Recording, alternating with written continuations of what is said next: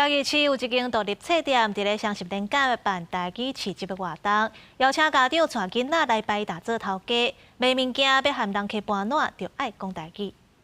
这个就这个的时阵，这是节日，对不对？你来讲三个节日的名，三个哦。单位的关注结合游戏方式，互弄关的囡仔来练习表达台语。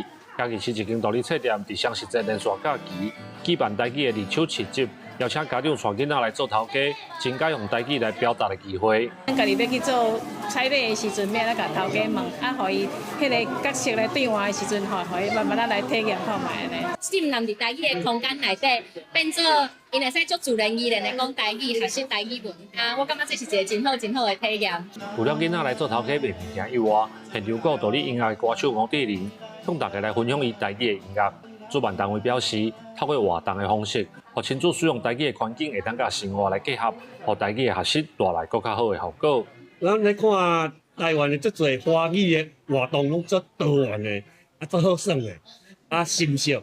但是咱台语的推测内底，拢一直在讲课，讲册，讲理念，是毋是会当有一寡较趣味的办法？